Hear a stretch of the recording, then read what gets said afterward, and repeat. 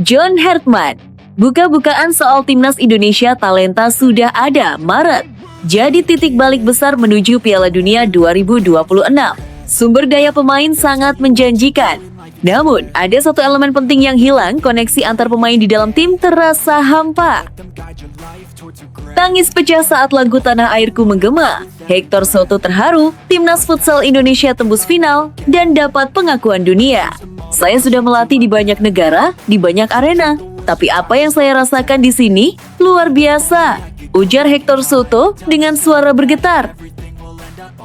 Top Marco Top, timnas futsal Indonesia. Jadi inspirasi John Hartman, siap tiru filosofi Hector Soto. Mereka berhasil karena sistem yang dibuat dan dijalankan dengan disiplin. Kita terapkan ini di lapangan besar, mohon supportnya buat penggemar timnas. Tangis sang pelatih Iran, Fahid Shamsai, tak menyangka timnas futsal Indonesia sekuat ini. Saya tidak menyangka timnas Indonesia asuhan Hector Soto bisa sehebat dan seganas ini, ucap Shamsai dengan suara bergetar. Simak fakta selengkapnya berikut ini.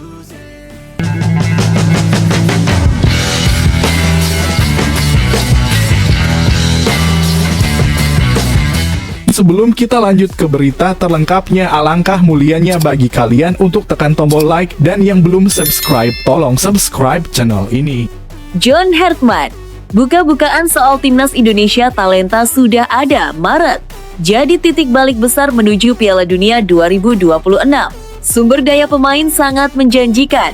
Namun, ada satu elemen penting yang hilang, koneksi antar pemain di dalam tim terasa hampa.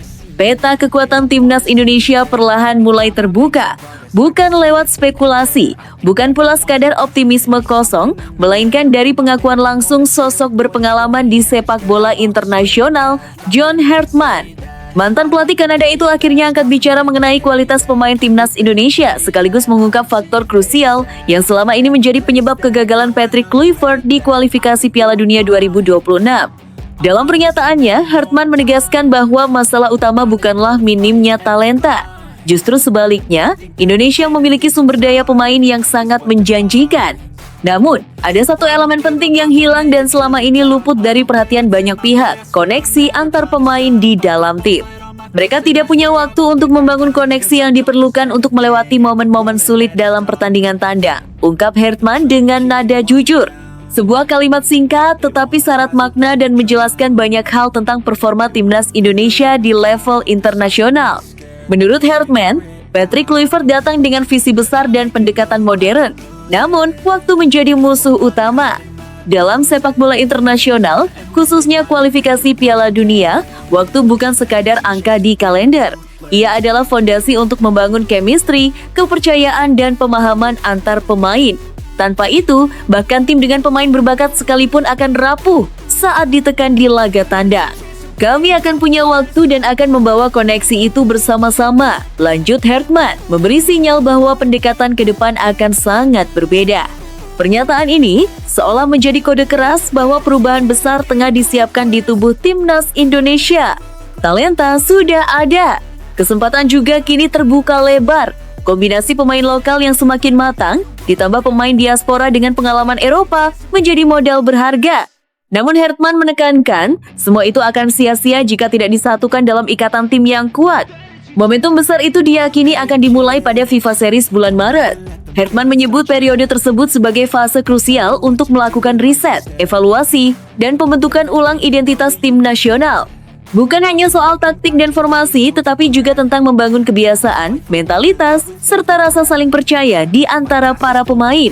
Perubahan yang akan terjadi bukan perubahan kosmetik, akan ada pergeseran cara kerja, metode latihan, hingga pendekatan psikologis dalam menghadapi tekanan laga besar. Hartman memahami betul bahwa Asia bukan sekadar soal teknik, tetapi juga soal ketahanan mental, terutama saat bermain di kandang lawan dengan atmosfer yang menekan. Apa yang gagal di era sebelumnya kini menjadi pelajaran berharga. Kluivert mungkin tidak diberi cukup waktu untuk merajut koneksi itu. Namun, dengan perencanaan yang lebih matang dan jadwal yang mendukung, timnas Indonesia kini berada di jalur yang lebih realistis menuju mimpi besar, tampil kompetitif di kualifikasi Piala Dunia 2026. Pernyataan John Hartman seolah menjadi alarm sekaligus harapan, alarm bahwa sepak bola modern tak bisa dibangun secara instan. Harapan bahwa dengan waktu, koneksi, dan arah yang jelas, Timnas Indonesia bukan lagi sekadar penggembira di Asia, melainkan kekuatan yang patut diperhitungkan. Maret akan menjadi awal cerita baru, dan jika semua berjalan sesuai rencana, kegagalan masa lalu bukan akhir, melainkan fondasi menuju kebangkitan besar Garuda di panggung dunia. Tangis pecah saat lagu Tanah Airku menggema. Hector Soto terharu, Timnas Futsal Indonesia tembus final, dan dapat pengakuan dunia.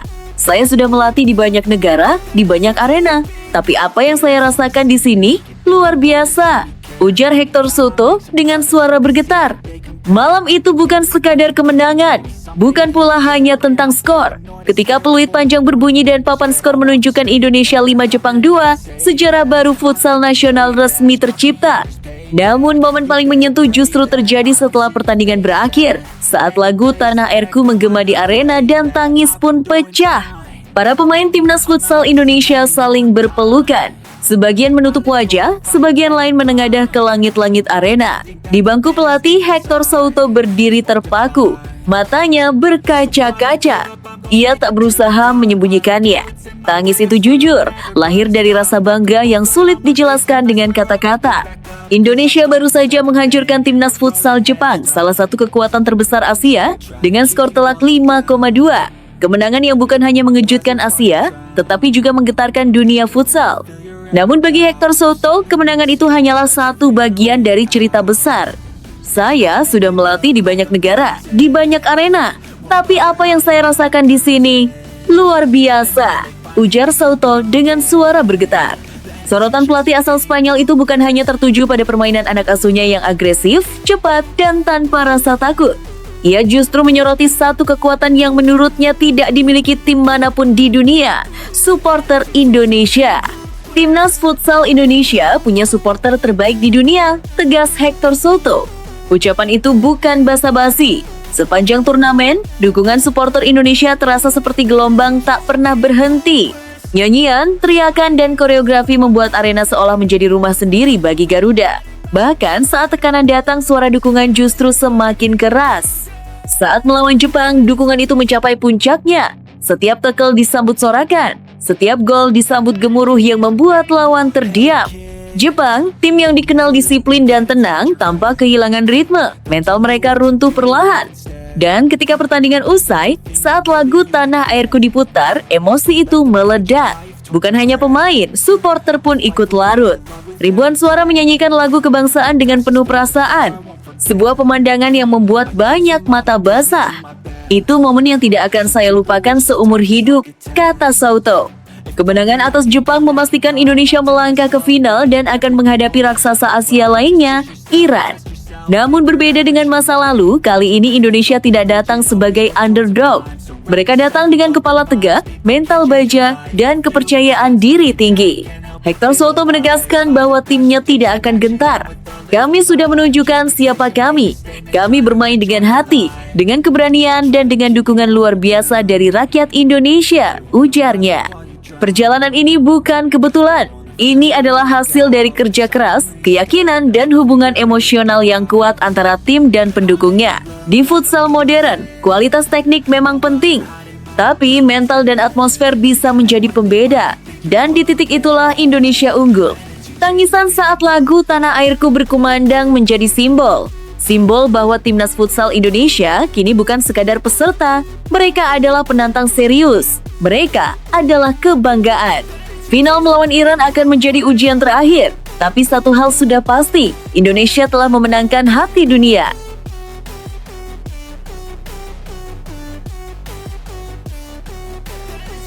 Top Marco Top, Timnas Futsal Indonesia. Jadi inspirasi, John Hartman. Siap tiru, filosofi, Hector Soto. Mereka berhasil karena sistem yang dibuat dan dijalankan dengan disiplin. Kita terapkan ini di lapangan besar, mohon supportnya buat penggemar Timnas. Timnas Futsal Indonesia sedang berada di titik tertinggi dalam sejarahnya. Prestasi demi prestasi diraih, pujian datang dari berbagai penjuru, dan yang paling mengejutkan, kesuksesan mereka kini menjadi inspirasi langsung bagi Timnas Sepak Bola Indonesia. Sosok yang menyuarakan hal itu bukan orang sembarangan. John Hartman, pelatih baru Timnas Indonesia, secara terbuka mengucapkan selamat kepada Hector Souto, arsitek di balik kebangkitan futsal merah putih. Ucapannya sederhana, tetapi syarat makna. Anda fantastis, saya bisa belajar banyak dari filosofi Timnas Futsal Indonesia, ujar Hartman. Kalimat itu langsung menyedot perhatian. Di saat futsal Indonesia sedang di atas langit prestasinya, pengakuan dari pelatih berpengalaman kelas dunia seperti John Hartman menjadi validasi bahwa apa yang dibangun Hector Souto bukan sekadar euforia sesaat, melainkan sebuah sistem yang matang dan berkelanjutan. Dalam pandangan Hartman, keberhasilan Timnas Futsal Indonesia bukan hanya soal kemenangan di papan skor. Lebih dari itu, ia melihat identitas permainan yang jelas. Sebuah tim yang tahu siapa dirinya, tahu apa yang ingin dimainkan, dan berani mengeksekusinya di level tertinggi. Mereka berhasil karena sistem yang dibuat dan dijalankan dengan disiplin, kata Hartman. Timnas Futsal Indonesia dikenal dengan permainan agresif, tempo tinggi, pressing ketat, dan keberanian mengambil risiko. Tidak ada rasa inferior, bahkan saat menghadapi raksasa Asia. Filosofi inilah yang menurut Hartman sangat relevan untuk diterapkan di sepak bola modern. Yang membuat pernyataan ini semakin menarik, Hartman tidak berhenti pada pujian. Ia menegaskan bahwa dirinya akan melakukan hal yang sama di tubuh Timnas Indonesia, terutama menjelang ajang FIFA Series pada bulan Maret. Saya ingin membangun tim dengan identitas yang kuat. Apa yang dilakukan Hector Souto menunjukkan bahwa pemain Indonesia bisa bermain dengan sistem yang jelas dan mental pemenang, ungkapnya.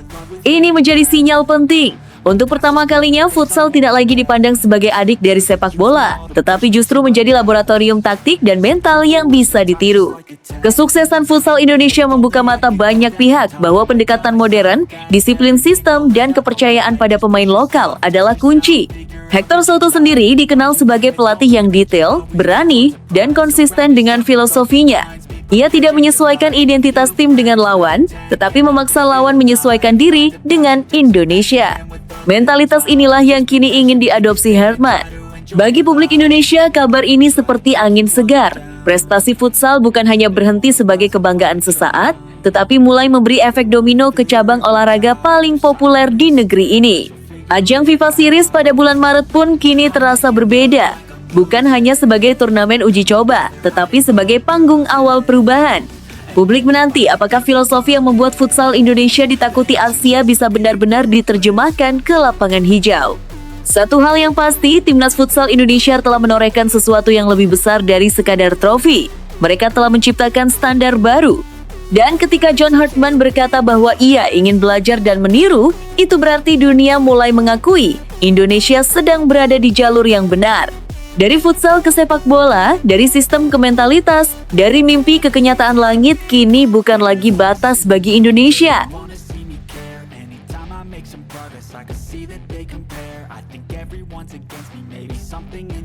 Tangis sang pelatih Iran, Fahid Shamsai, tak menyangka Timnas Futsal Indonesia sekuat ini. Saya tidak menyangka Timnas Indonesia asuhan Hector Souto bisa sehebat dan seganas ini, ucap Shamsai dengan suara bergetar. Simak fakta selengkapnya berikut ini. Dunia futsal Asia dibuat terdiam.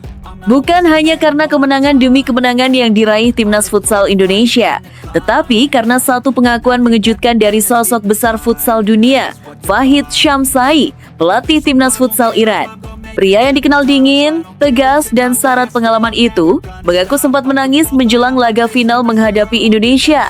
Bagi Shamsai, ini bukan sekadar pertandingan biasa. Ini adalah momen emosional yang tak pernah ia bayangkan sebelumnya. Saya tidak menyangka Timnas Indonesia asuhan Hector Souto bisa sehebat dan seganas ini, ucap Shamsai dengan suara bergetar. Kalimat itu seolah menjadi pengakuan jujur bahwa peta kekuatan futsal Asia sedang berubah drastis. Iran selama ini dikenal sebagai raksasa futsal Asia. Mental juara, pengalaman internasional, dan tradisi panjang membuat mereka kerap tampil tanpa rasa takut. Namun kali ini berbeda. Lawan yang mereka hadapi bukan hanya kuat secara teknik, tetapi juga menyerang mental. Perjalanan Timnas Futsal Indonesia menuju final memang luar biasa. Anak-anak asuhan Hector Souto tampil agresif, berani, dan penuh kepercayaan diri. Puncaknya terjadi saat Indonesia secara mengejutkan menggulung Timnas Futsal Jepang dengan skor 5,3. Jepang, tim yang dikenal disiplin dan efisien, dibuat kelabakan oleh intensitas dan keberanian Indonesia. Syamsai mengakui bahwa kemenangan atas Jepang menjadi titik balik emosional baginya. Ketika saya melihat bagaimana Indonesia mengalahkan Jepang, saya mulai khawatir. Bukan karena skor, tapi karena mental mereka, ujar Syamsai. Menurutnya, timnas Indonesia bukan hanya bermain untuk menang, tetapi bermain dengan keyakinan bahwa mereka memang pantas menang. Mental seperti itulah yang selama ini menjadi ciri khas Iran, dan kini ia melihatnya justru ada pada Indonesia. Di ruang ganti, menjelang final, Syamsai bahkan mengaku sempat terdiam lama. Ia memikirkan bagaimana tim yang dulu dianggap kuda hitam kini menjelma menjadi monster lapangan. Saya menangis bukan karena takut kalah, tetapi karena saya sadar futsal Asia sedang melahirkan kekuatan baru, ungkapnya jujur. Nama Hector Soto pun menjadi sorotan utama.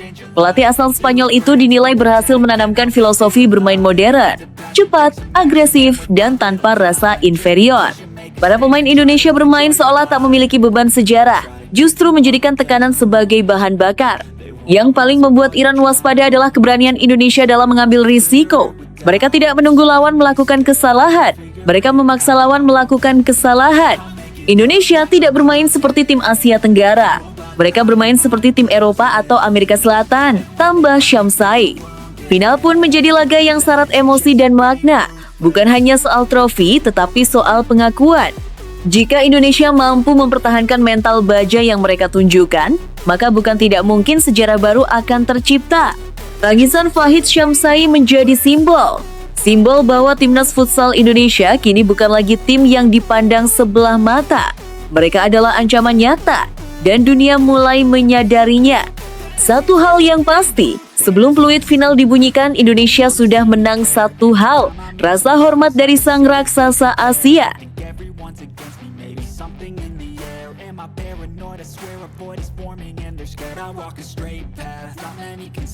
Top Marco Top, gerak cepat tanpa henti. Usai pantau Kevin Dix di Jerman, John Hertman terbang ke Italia demi sang kapten Jay Itzes. Jika ingin juara harus serius dan gerak cepat, dan pastinya tepat sasaran, ujar John Hertman bersemangat. Pergerakan pelatih timnas Indonesia, John Hertman, kembali mencuri perhatian publik sepak bola nasional. Di saat banyak pelatih menunggu laporan dari kejauhan, Hertman justru memilih turun langsung ke lapangan. Setelah memastikan kondisi Kevin Dix yang sempat dikabarkan cedera dan kini telah kembali mengikuti latihan bersama FC Borussia Mönchengladbach, Hertman melanjutkan misinya ke Italia. Tujuannya satu, memantau langsung sang kapten timnas Indonesia, Jay Itzes, di markas Sassuolo.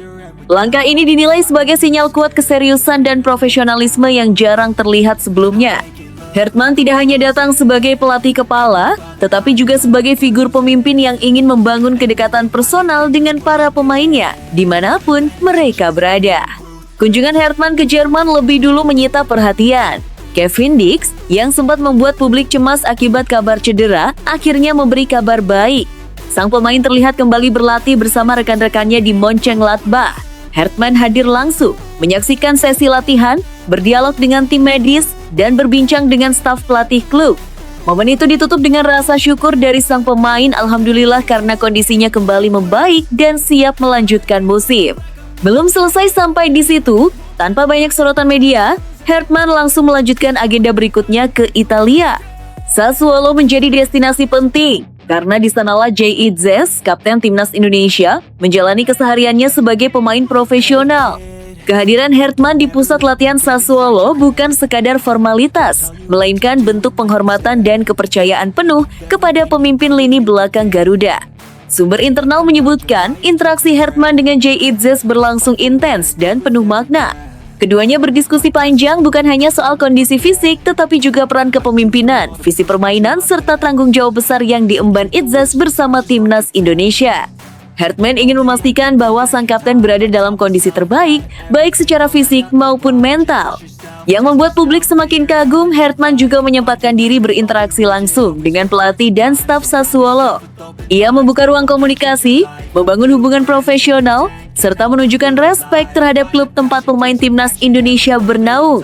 Pendekatan ini dinilai sangat strategis karena menciptakan kepercayaan dua arah antara federasi, pelatih tim nasional, dan klub-klub Eropa. Banyak pengamat menyebut langkah Hertman sebagai pergerakan senyap tapi berdampak besar. Ia tidak hanya mengandalkan laporan tertulis atau komunikasi daring, melainkan hadir secara fisik. menyaksikan sendiri progres pemain, dan memahami lingkungan tempat mereka berkembang. Cara kerja seperti ini memberi pesan jelas kepada seluruh pemain timnas Indonesia. Mereka tidak berjalan sendirian. Pelatih kepala hadir, peduli, dan siap mendukung langsung di level tertinggi. Ini menjadi suntikan motivasi luar biasa, terutama bagi pemain yang berkarier di luar negeri dengan tekanan kompetisi yang tinggi. Dalam konteks jangka panjang, pendekatan Hartman diyakini akan membawa perubahan budaya di tubuh timnas Indonesia. Hubungan yang lebih manusiawi, komunikasi terbuka dengan klub, serta perhatian detail terhadap kondisi pemain menjadi fondasi penting untuk membangun tim yang solid dan kompetitif. Kini publik hanya bisa bertanya-tanya, sejauh apa dampak nyata dari pergerakan aktif John Hartman ini terhadap performa timnas Indonesia ke depan. Jika konsistensi ini terus dijaga, bukan tidak mungkin Garuda akan tampil dengan wajah baru lebih matang, lebih percaya diri, dan lebih disegani di level internasional. Satu hal yang pasti, apa yang dilakukan John Hartman saat ini bukan sekadar kunjungan biasa. Ini adalah pesan kuat bahwa era baru timnas Indonesia benar-benar sedang dibangun, satu langkah nyata demi langkah nyata.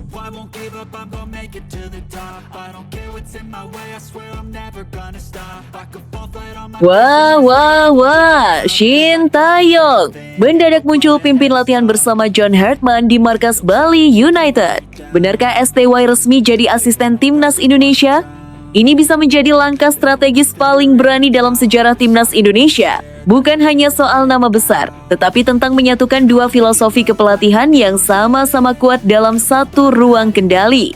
Suasana sore di markas latihan Bali United mendadak berubah menjadi pusat perhatian sepak bola nasional. Bukan karena laga uji coba atau pengumuman resmi federasi, melainkan sebuah pemandangan tak terduga yang terekam jelas. Shin Tae-yong dan John Hartman terlihat bersama-sama memimpin latihan timnas Indonesia. Ya, dua nama besar itu berada di lapangan yang sama, memberi instruksi, berdiskusi intens, dan mengatur jalannya sesi latihan. Momen ini sontak memicu satu pertanyaan besar di benak publik. Apakah Shin Tae-yong telah resmi menjadi bagian dari tim kepelatihan baru yang sedang dibentuk John Hartman? Sejak John Hartman ditunjuk sebagai pelatih utama timnas Indonesia, publik sudah menduga bahwa akan ada perubahan besar, termasuk dalam struktur staf kepelatihan. Namun, kehadiran Shin Tae-yong yang sebelumnya dikenal sebagai figur sentral dan pelatih kepala dengan otoritas penuh, jelas berada di luar prediksi banyak pihak. Dalam sesi latihan tersebut, Shin Tae-yong tidak terlihat pasif. Ia aktif memberikan arahan teknis, mengatur posisi pemain, hingga berdiskusi langsung dengan Hartman di sela-sela latihan. Gestur tubuh keduanya menunjukkan komunikasi yang cair dan setara, seolah sudah terbiasa bekerja dalam satu sistem yang sama.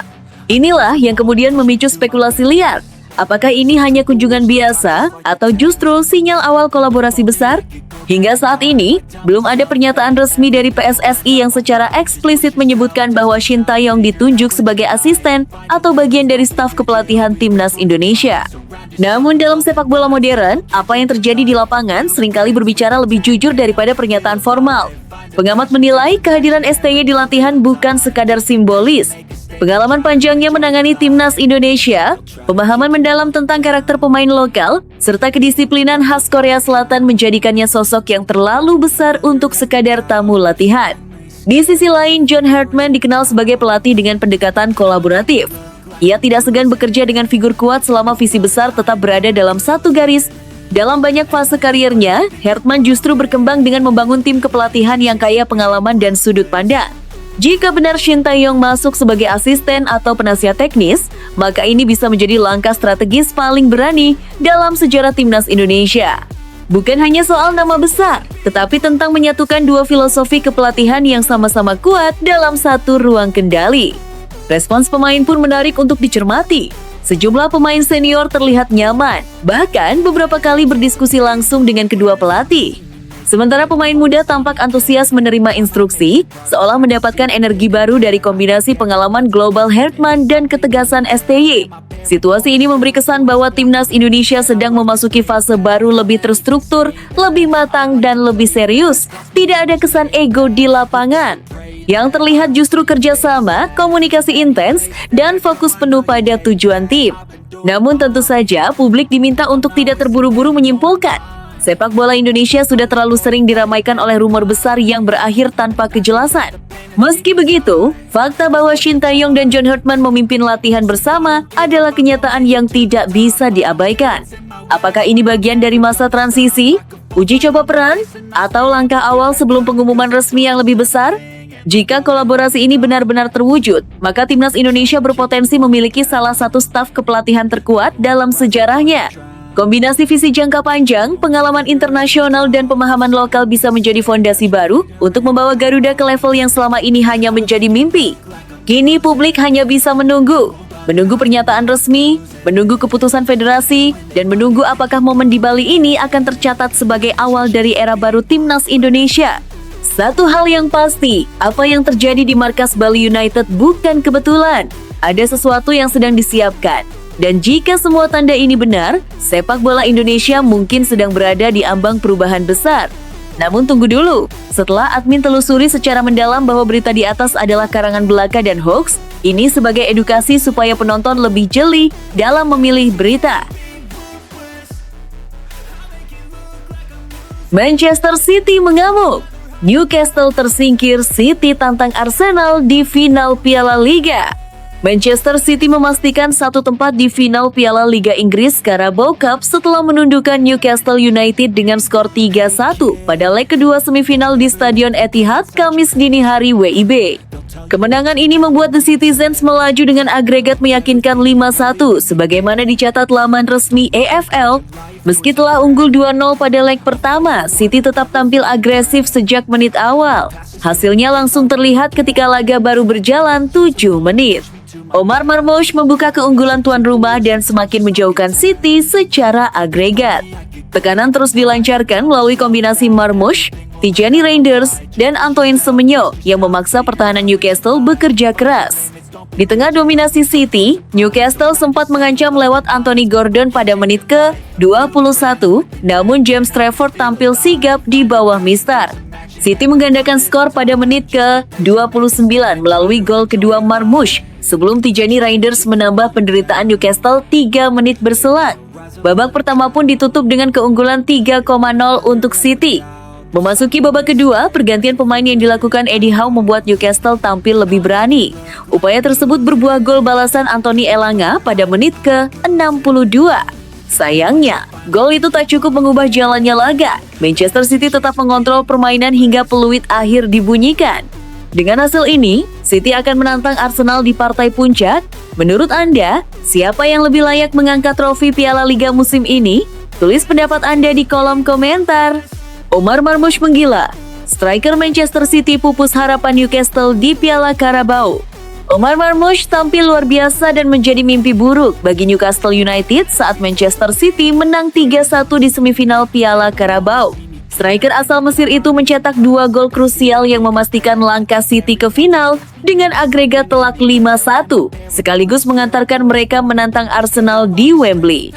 Bermain di Etihad Stadium tanpa Erling Haaland yang diistirahatkan, Marmoush langsung mencuri perhatian. Kepercayaan penuh dari Pep Guardiola dibalas dengan performa kelas dunia. FotMob memberinya rating 9,0, menegaskan perannya sebagai aktor utama kemenangan City.